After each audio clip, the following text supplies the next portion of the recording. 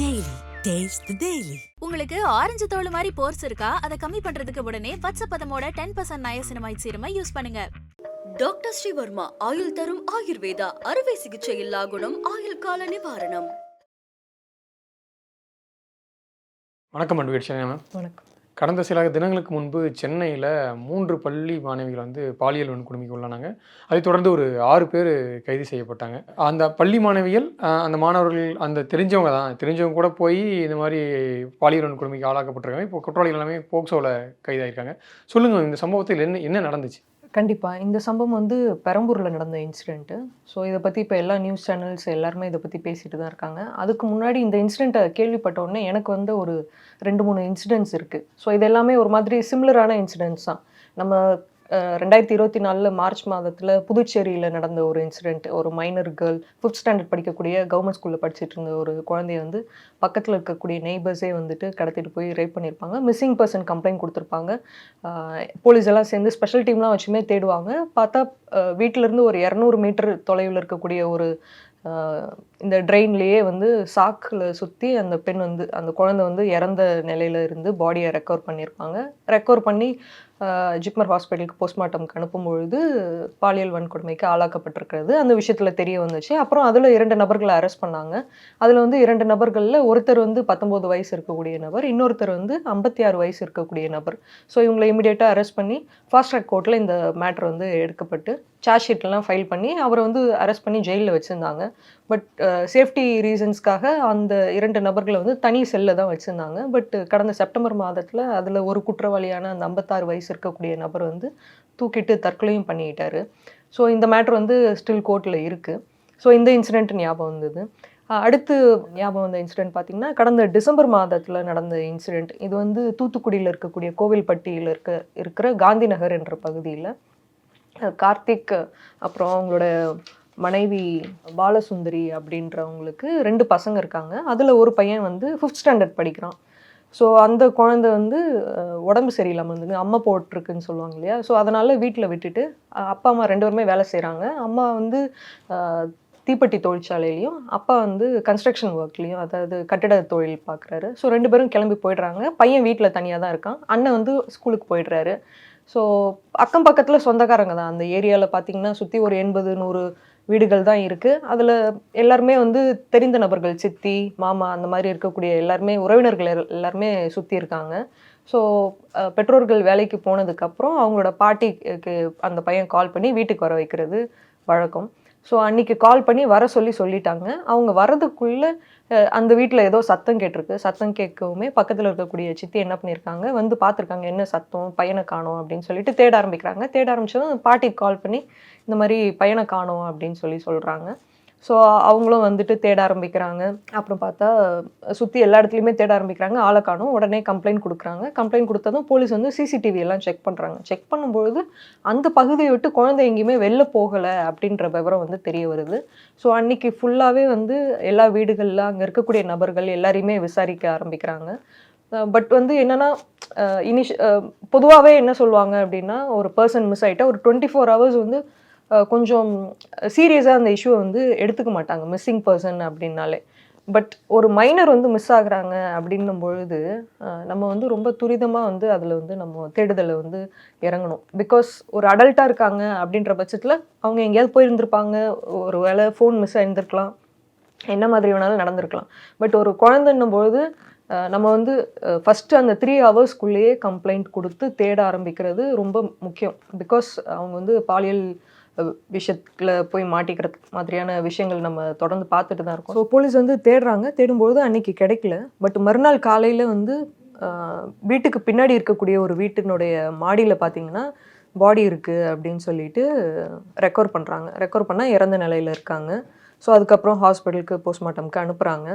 அனுப்பும்பொழுது அவர் பாலியல் துன்புறுத்தலுக்கு ஆளாக்கப்பட்டிருக்காருன்ற விவரமும் தெரியுது. அதே சமயத்தில் அங்கே இருக்கக்கூடிய நபர்கள் தான் இதை பண்ணியிருக்கிறதுக்கான வாய்ப்புகள் இருக்குது அப்படின்ற பொழுது அங்கேருந்து ஒரு 50 நபர்கள் பக்கம் தனியாக விசாரணை ஆரம்பிக்கிறாங்க. ஆரம்பிக்கும் பொழுது அதில் இருக்கக்கூடிய ஒரு 9 பேரை தனியாக கொண்டு வராங்க. அவங்க மேலே டவுட்ஸ் வந்து ஜாஸ்தி இருக்கிறதுனால. ஸோ அவங்கள வந்து கம்ப்ளீட்டாக ரொம்ப தரவாக டீப்பாக விசாரிக்கும்போது அவங்களோட செல்ஃபோன்ஸ் எல்லாம் எடுத்து ரெக்கவர் பண்ணி அதை வந்து செக் பண்ணும்பொழுது ஹோமோசெக்ஷுவல் குரூப்ஸ், அதாவது தன் பாலின சேர்க்கை அதுக்கான சில வாட்ஸ்அப் குரூப்ஸ்லலாம் ஒருத்தர் இருந்திருக்காரு. ஸோ அவரை விசாரிக்கும்போது இது யார் அப்படின்னு கேட்கும்போது, இந்த குரூப்பு இதெல்லாம் யார் கூட இன்வால்வ்டு அப்படின்னு கேட்கும்போது, அந்த ஏரியாலே இருக்கக்கூடிய ஒருத்தரை வந்து ஒரு ஆட்டோ டிரைவர், அவருடைய பெயர் வந்து கருப்பசாமி.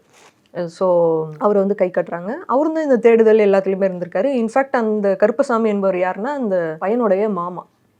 ஸோ அவர் டவுட் வருது. ஸோ அவரை தனியாக கூப்பிட்டுட்டு போயிட்டு இன்வெஸ்டிகேட் பண்ணுறாங்க, என்கொயர் பண்ணுறாங்க. என்கொயர் பண்ணும்பொழுது என்னென்னா அந்த குழந்தைக்கு அம்மை போட்டிருந்துச்சுன்னு சொல்லியிருந்தேன் இல்லையா? ஸோ அந்த அம்மை போட்டிருக்கிறதுக்காக இந்த கோல்டு செயின் போட்டு விட்டுருந்துருக்காங்க. மக்களுக்கு சில விஷயங்கள் வந்து இந்த மாதிரி அம்மை போட்டிருக்கிறப்போ கோல்டு போட்டால் சரியாகிடும் அப்படின்ற சில நம்பிக்கைகள் இருக்குது. ஸோ அதனால் அந்த பையனுக்கு ஒரு 1.5 சவரனில் கோல்டு போட்டிருக்காங்க. ஸோ இது வந்து வெளியில் எல்லாத்தையுமே சொல்லப்படுது. மீடியாஸ்லேயுமே 1.5 சவரன் செயின் ப்ளஸ் ரிங்கு போட்டிருந்ததா நியூஸ் எல்லா இடத்துலையும் ஸ்ப்ரெட் ஆனதுனால அவர்கிட்ட கேட்குறாங்க, எங்கே வச்சுருக்க அந்த கோல்டு, அந்த செயின் மோதிரமும் எங்கே அப்படின்னு கேட்கும்போது அவர் என்ன பண்ணிடுறாருன்னா, ரிங் எங்கே இருந்துச்சு, ஒன்லி செயின் தானே இருந்துச்சு அப்படின்னு சொல்கிறான். ஸோ ஆட்டோமேட்டிக்காக மாட்டிக்கிறான், அவன் தான் பண்ணியிருக்கான் அப்படின்றது தெரிய வந்ததுமே பிடிச்சு அரெஸ்ட் பண்ணிடுறாங்க. ஸோ மீன்வெயில் ப்ரொட்டஸ்ட் எல்லாம் நடக்குது, அரெஸ்ட் பண்ணணும், யாருன்னு கண்டுபிடிங்க அப்படின்னு சொல்லிட்டு. அதே மாதிரி பாண்டிச்சேரி இன்சிடென்ட்லேயுமே வந்து ப்ரொட்டஸ்ட் எல்லாம் நடந்திருக்கும். ஸோ இது 2 இன்சிடென்ட்டுமே மைனஸை வந்து ஒரு இன்சிடெண்ட்டில் பார்த்தீங்கன்னா பக்கத்தில் இருக்கக்கூடிய நெய்பர்ஸ் பண்ணியிருக்காங்க. இவங்களுமே நெய்பர்ஸ், பட் சொந்தக்காரங்களே பண்ணியிருக்காங்க. பொதுவாக வந்து குழந்தைங்களை வந்து இந்த மாதிரி பாலியல் துன்புறுத்தலுக்கு ஆளாக்கக்கூடிய நபர்கள் யாருன்னு பார்த்தீங்கன்னா சொந்தக்காரங்கள், இல்லை வந்து சுற்றி இருக்கிறவங்க, இல்லைன்னா இந்த காதல் சொல்லி கூப்பிட்டுட்டு போயிட்டு இந்த மாதிரி பண்ணுற விஷயங்கள் தான் நம்ம தொடர்ந்து பார்த்துட்டு இருக்கோம். ஸோ கடந்த 25ஆம் தேதி டிவிகே போலீஸ் ஸ்டேஷனில் வந்து ஒரு லேடி போயிட்டு கம்ப்ளைண்ட் கொடுக்குறாங்க. அதாவது தன்னுடைய மகளை வந்து காணோம் அப்படின்னு சொல்லிட்டு கம்ப்ளைண்ட் கொடுக்குறாங்க. என்ன நடந்துச்சு அப்படின்னு அவங்க சொல்கிறது பார்த்தீங்கன்னா, மொதல் நாள் அதாவது 24ஆம் தேதி மாலை போல் என்ன பண்ணியிருக்காங்கன்னா, அவங்களோட பொண்ணு, அதாவது 8th படிக்கக்கூடிய 12 வயசு இருக்கக்கூடிய மைனர் கேர்ள், அவங்க வந்து தன்னுடைய தோழி வீட்டில் அவங்களோட அப்பா அம்மாவுக்கு வந்து மேரேஜ் ஆனிவர்சரி ஃபங்க்ஷன் இருக்குது. ஸோ நான் அங்கே போகிறேன், போயிட்டு இன்கேஸ் லேட் ஆகிடுச்சுன்னா நான் வந்து அங்கேயே தூங்கிடுறேன், நைட் அங்கேயே ஸ்டே பண்ணிடுறேன் அப்படின்னு சொல்லிட்டு போகிறாங்க. போனதுக்கப்புறம் எந்த காண்டாக்டுமே இல்லை. ஸோ நைட் அங்கேயே ஸ்டே பண்ணிட்டாங்க போல் அப்படின்னு விட்டுருக்காங்க. காலையில் வந்து கால் பண்ணிவிட்டு நான் இங்கே பெரம்பூரில் தான் இருக்கேன், வந்துடுறேன் அப்படின்னு சொல்லியிருக்காங்க. அதுக்கப்புறம் ஃபோன் ஸ்விட்ச் ஆஃப் ஆகிருக்கு. ஸோ வெயிட் பண்ணி பார்த்துருக்காங்க, ஆளை காணோம். ஸோ அதுக்கப்புறம் வந்து கம்ப்ளைண்ட் கொடுக்க போகிறாங்க. கம்ப்ளைண்ட் கொடுக்க போனதுக்கப்புறம் அவங்க எங்கே அந்த ஃப்ரெண்டு வீட்டுக்குன்னு சொன்னாங்களோ அங்கே போய் கேட்க போகிறாங்க. போலீஸ் எல்லாருமே போய் கேட்கும்பொழுது அவங்களோட பொண்ணுமே வீட்டுக்கு வரல, அவங்களுமே இந்த மாதிரி ஃபங்க்ஷன் சொல்லிட்டு தான் போனாங்க அப்படின்றது தெரிய வருது. ஸோ இது மாதிரி 3 பெண் குழந்தைகள் வந்து காணா போயிட்டுருக்காங்க. 3 பேருமே ஃப்ரெண்ட்ஸு. ஸோ இதில் ஒரு பொண்ணு பார்த்தீங்கன்னா, ஃபஸ்ட்டு இவங்க அம்மா கம்ப்ளைண்ட் கொடுக்குறாங்களே அந்த பொண்ணுக்கு வந்து 12 வயசு, இன்னொரு பொண்ணுக்கு வந்து 14, இன்னொரு பொண்ணுக்கு வந்து 16. 12வது வகுப்பு படிக்கக்கூடிய ஒரு மாணவி, 8th படிக்கக்கூடிய ஒரு மாணவி, 9th ட்ராப் அவுட் ஆன ஒரு பொண்ணு. ஸோ இவங்க எல்லாம் எப்படி ஃப்ரெண்ட்ஸ் ஆயிருக்காங்கன்னா, இவங்க எல்லாம் பார்க்கில் வந்து விளையாடும் போது மீட் பண்ணியிருக்காங்க. ஸோ அதுக்கப்புறம் அந்த பஸ் ஸ்டாண்டில் ஒரே இடத்துல பஸ் ஏறக்கூடிய ஸ்டாப்பில் ஃப்ரெண்ட்ஸ் ஆயிருக்காங்க. ஸோ அங்கே வரக்கூடிய பசங்க அப்படியெல்லாம் இவங்களுக்கு ஃப்ரெண்ட்ஸ் இருக்காங்க. ஸோ குழந்தைய காணோன்ன உடனே போலீஸ் வந்து சர்ச் பண்ண ஆரம்பிக்கிறாங்க. அப்போ லாஸ்ட்டாக சிக்னல் எங்கே இருந்துச்சு அப்படின்றத ட்ராக் பண்ணிவிட்டு, அது வந்து வீனஸ் நகரில் இருக்கக்கூடிய ஒரு கவர்மெண்ட் லைப்ரரியில் அங்கே தான் வந்து சிக்னல் காட்டுது. ஸோ அதனால் அங்கே போகிறாங்க போலீஸ். தேடிட்டு போகும்பொழுது அந்த படிக்கட்டில் வந்து ஒரு 2 பசங்க இருக்காங்க. ஸோ அவங்க சஸ்பீஷியஸாக இருக்கவுமே மேலே போயிட்டு பார்க்குறாங்க. மாடியில் போய் பார்க்கும்போது அங்கே அந்த காணா போன 3 பெண்கள் வந்து அரை நிர்வாணத்தோடு இருந்திருக்காங்க. ப்ளஸ் அந்த பசங்களுமே அங்கே வந்து போதையில் இருந்திருக்காங்க. ப்ளஸ் அங்கங்கே பாட்டில்ஸு, ஸ்மோக்ஸு, சிகரெட்ஸ் எல்லாமே அந்த இடத்துல இருந்திருக்கு. ஸோ போலீஸ் வந்து உடனே என்ன பண்ணுறாங்கன்னா, அந்த மற்ற நபர்களை வந்து பிடிச்சிட்டு அந்த பெண்களுக்கு வந்து உடைகளை கொடுத்து அங்கேருந்து வந்து கூப்பிட்டுட்டு வந்துட்டு, போலீஸ் வந்து ஃபஸ்ட்டு வந்து மிஸ்ஸிங் பர்சன் கம்ப்ளைண்ட்டாக இருந்தது. அடுத்து வந்து கிரிமினல் கேஸை ஆல்விமன் போலீஸ் ஸ்டேஷனில் வந்து ரெஜிஸ்டர் பண்ணுறாங்க. ஸோ என்னென்ன செக்ஷன்ஸ், போக்சோவில் வரக்கூடிய செக்ஷன்ஸு ப்ளஸ் வந்து பிஎன்எஸ் எல்லாமே வந்து போட்டுட்றாங்க. என்ன நடந்திருக்கு அப்படின்னா, இந்த 3 பெண்கள் இருக்காங்க இல்லையா, இவங்களுக்கு வந்து அந்த பஸ் ஸ்டாண்டில் வந்து சில பசங்க வந்து ஃப்ரெண்ட்ஸாக இருக்காங்க. ஸோ அவங்கக்கிட்ட சேட்ஸு, வாட்ஸ்அப்பில் சேட் பண்ணுறது, இன்ஸ்டாவில் சேட் பண்ணுறது ரெகுலராக வந்து இந்த மாதிரி போயிட்டு இருந்திருக்கு. வீட்லேயுமே ஃபோன் அவ்வளோவா கொடுக்குறது இல்லைன்னு சொல்லிட்டு இந்த பசங்க வந்து அந்த பெண்களுக்கு வந்து ஃபோனுமே கொடுத்துருக்காங்க, கிஃப்ட்ஸ் கொடுத்துருக்கானுங்க. ஸோ காதல் ஆசை வார்த்தையெல்லாம் கூறி அவங்கள வந்து கவர் பண்ணிகிட்டே இருந்திருக்காங்க.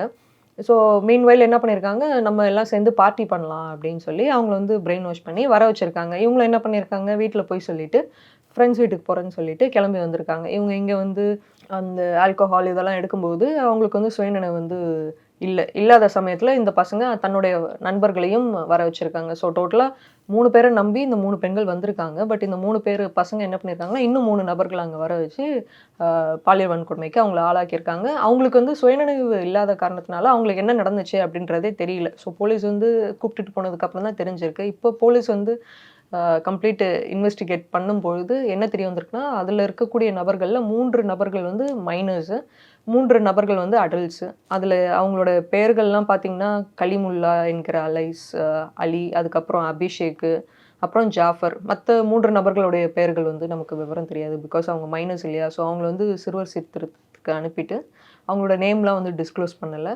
பட் மீன்வைல் இந்த அடல்ட்ஸ் இருக்காங்களே, இவங்க மேலே ஆல்ரெடி நிறைய கேசஸ் வந்து அவங்க மேலே பெண்டிங் இருக்குது. லைக் தெஃப்ட்டு, லைக் சின்ன சின்ன கேசஸ் வந்து அவங்க மேலே ஆல்ரெடி பெண்டிங் இருக்குன்ற விஷயமும் தெரிய வந்திருக்கு. ஸோ இவர்களை நம்பி அந்த 3 பெண்கள் அங்கே வந்து இந்த மாதிரி நிலைமைக்கு ஆளாக்கப்பட்டிருக்காங்க. இன்னும் இதில் என்னென்னா, 3 நபர்கள் அந்த வெளியில் இருந்த நபர்கள் மற்ற எல்லாருமே சேர்ந்து பாலியல் வன்கொடுமைக்கு அவங்கள வந்து கேங் ரேப்பாக பண்ணியிருக்காங்களா, இல்லை எப்படி நடந்துச்சு அப்படின்றது இன்னும் ஒரு கிளியர் பிக்சர் நமக்கு வந்து கிடைக்கல. பட் ஸ்டில் இது போக்சோ வழக்காக இருக்கிற காரணத்தினால அதனுடைய விவரங்கள் வந்து நமக்கு முழுமையாக தெரியறதுக்கான வாய்ப்புகளும் கிடையாது. இன்னொரு விஷயம் பார்த்தீங்கன்னா, இந்த விஷயத்தில் வந்து இந்த பெண்கள் வந்து அவங்க கன்சன்ட்டோட தான் அங்கே போயிருக்காங்க. பட் போனதுக்கப்புறம் இந்த மாதிரி ஒரு சம்பவம் நடந்திருக்கு. இதை போல் பல இன்சிடெண்ட் நம்ம வந்து பார்த்துருக்கோம், பேசியிருக்கோம். ஸோ இந்த இன்சிடெண்ட்டை பொறுத்தவரை இந்த மைனர்ஸ் வந்து அவங்களோட கன்சன்ட்டோட அங்கே போயிருந்தாலும் இந்த மாதிரி மைனர்ஸ் கிட்ட தவறாக நடந்துக்கிறது வந்து சட்டப்படி வந்து குற்றம். அதனால தான் நம்ம வந்து இந்த போக்சோ ஆக்ட்ஸ் எல்லாமே இவங்க மேலே வந்து போட்டிருக்காங்க. போக்சோ ஆக்டை பொறுத்தவரை கன்சன்ட்டோட ஒரு பெண் வந்து லவ்ல வந்து இந்த மாதிரி விஷயத்தில் ஈடுபட்டாலுமே அதை வந்து பசங்க வந்து அவாய்ட் பண்ணிடணும். பிகாஸ் நாளைக்கு அது கம்ப்ளைண்ட் ஆகும்போது கண்டிப்பாக அவங்க மேலே போக்சோ ஆக்ஷன்ஸ் எடுக்கப்படும். துரிதமாக வந்து நடவடிக்கை போலீஸும் எடுப்பாங்க. ப்ளஸ் வந்து கோர்ட்டுமே இதை வந்து சாதாரண விஷயமா பார்க்குறது கிடையாது. பிகாஸ் நிறைய அஃபென்சஸ் எல்லா இடத்துலையுமே நடந்துட்டு இருக்கிறதுனால இப்போ கூட சட்ட திருத்தம்லாம் பண்ணியிருக்காங்க. பெண்களுக்கு எதிரான குற்றங்களுக்கு வந்து கடுமையான நடவடிக்கை எடுக்கணும் அப்படின்ட்டு. ஸோ இது வந்து இன்னும் போக போக இன்னும் சீரியஸாக ஆகும். அதனால் எல்லாருமே கொஞ்சம் மைனர்ஸ் கிட்ட பழகும்பொழுதோ இல்லை மைனர்ஸ்க்கு வந்து அந்த அவேர்னஸை பேரண்ட்ஸுமே கொடுக்கணும். யார்கிட்ட பழகுறாங்க என்னன்றதெல்லாம் வந்து பேரண்ட்ஸ் வந்து கம்ப்ளீட்டாக மானிட்டர் பண்ணிக்கிட்டே இருக்கணும். நீங்கள் பேசும்போது ஒரு சம்பவம் சொன்னீங்க மேம். என்னென்னா இந்த பார்ட்டி கல்ச்சர் சென்னையில் வந்து நீங்கள் வந்து ஸ்கூல் படிக்கிற பொண்ணுங்கள்லேருந்து பசங்க எல்லாருமே போத் பாய்ஸ் அண்ட் கேர்ள்ஸ் 2 பேருக்குமே இப்போ ஒரு கல்ச்சர் என்னென்னா, இப்போ மூவிஸ் பார்த்தோ இல்லை வந்து இன்றைக்கி சிட்டி லைஃப்பில் வந்து இந்த பார்ட்டி கல்ச்சருங்க வந்து அதிகமாகிட்டே இருக்குது. ஸோ இது மூலிமா வந்து இதோட அடுத்த ஸ்டேஜ் என்னென்னா க்ரைமில் தான் போய் இது முடியுது.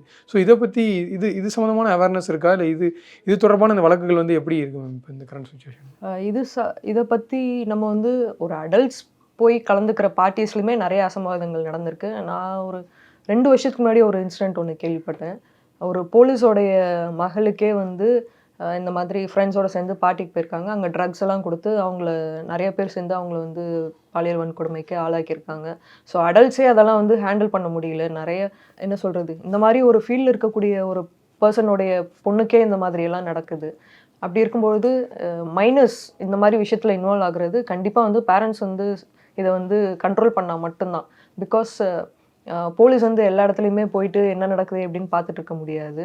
ஸோ பேரண்ட்ஸ் வந்து இதெல்லாம் கண்ட்ரோல் பண்ணால் தான் நம்மளோட குழந்தைய நம்ம சேஃபாக பார்த்துக்கிட்டா மட்டும்தான் இதுலேருந்துலாம் தப்பிக்க முடியும். இதை வந்து நம்ம வந்து இதை கம்ப்ளீட்டாக நம்ம வந்து ஸ்டாப் பண்ணிட முடியுமா அப்படின்னு கேட்டால் தெரியாது. ஏன்னா இது எல்லா இடத்துலையுமே நடக்குது. பிகாஸ் கல்ச்சர் வந்து கம்ப்ளீட்டாக எப்படி சொல்கிறது, மாடர்ன் கல்ச்சர்ஸ் வந்து அடாப்ட் பண்ணிக்கிட்டே இருக்காங்க. டே டு டேயில் டெய்லி சில விஷயங்கள் புதுசாக நம்ம வந்து பண்ணிட்டு தான் இருக்கோம். நிறைய டெக்னாலஜிஸ் வந்துருச்சு, எல்லாத்துக்குமே நம்ம எக்ஸ்போஸ் ஆகிறோம். ஸோ இதெல்லாம் வந்து எப்படின்னா, நம்ம இப்போது கவர்மெண்ட் ஸ்கூல்ஸாக இருக்கட்டும், ப்ரைவேட் ஸ்கூல்ஸாக இருக்கட்டும், அங்கே இருக்கக்கூடிய ஆசிரியர்களுமே இதை பற்றின அவேர்னஸ் வந்து ஸ்கூல் ஸ்டூடெண்ட்ஸ்க்கு, காலேஜ் ஸ்டூடெண்ட்ஸ்க்கு, ஏன்னா நிறைய க்ரைம்ஸில் இன்வால்வ் ஆகிறது பார்த்திங்கன்னா காலேஜ் ஸ்டூடெண்ட்ஸு, அங்கே இருக்கக்கூடிய பசங்கள், இவங்க பொண்ணுங்க எல்லாருமே பார்த்திங்கன்னா இந்த மாதிரி ட்ரக்ஸ் இதெல்லாம் கன்சியூம் பண்ணுறதுனால நிறைய விஷயத்தில் அவங்களாம் ஈடுபடுறாங்க. லைக் அவங்களுக்கு தெரிஞ்சே தான் பண்ணுறாங்க. பட் அட் லாஸ்ட்டு சஃபர் ஆக போகிறது அவங்களுடைய பெற்றோர்களும் அந்த பெண் குழந்தைங்களும். அந்த பசங்க அந்த மாதிரி பண்ணுறதுனால நாளைக்கு சட்ட ரீதியான சிக்கல்களில் போய் மாட்டிக்கிறதுக்கான வாய்ப்புகளும் இருக்குது. அப்படி இருக்கும்போது இது எல்லாத்தையுமே சின்னதுலேருந்தே அந்த என்ன சொல்கிறது, பெற்றோர்களும் ஸ்கூல் ஆசிரியர்களும் காலேஜோட ப்ரொஃபஸர்ஸும் இதை வந்து அவங்களுக்கு அவேர்னஸ் கிரியேட் பண்ணிவிட்டு இதனோட பின்விளைவுகளை வந்து அவங்களுக்கு நம்ம வந்து சொல்லிகிட்டே இருக்கும்போது மட்டும்தான் இதை கொஞ்சம் யோசிப்பாங்க. ஏன்னா அந்த ஒரு ஏர்ஜில் வந்து எல்லாத்தையுமே பண்ணிடுவாங்க. பட் அதுக்கப்புறம் என்ன நடக்கும், அந்த கான்சிக்வன்சஸ் பற்றி அந்த சின்ன வயசில் யோசிக்க யாருக்குமே தோணாது. இன்ஃபேக்ட் நம்மளுமே சின்ன பிள்ளையில இருக்கும்போது இதை பண்ணால் இது ஆகிடும் அப்படின்ற யோசிக்கிற அந்த தெளிவு நம்மக்கிட்ட இருக்காது.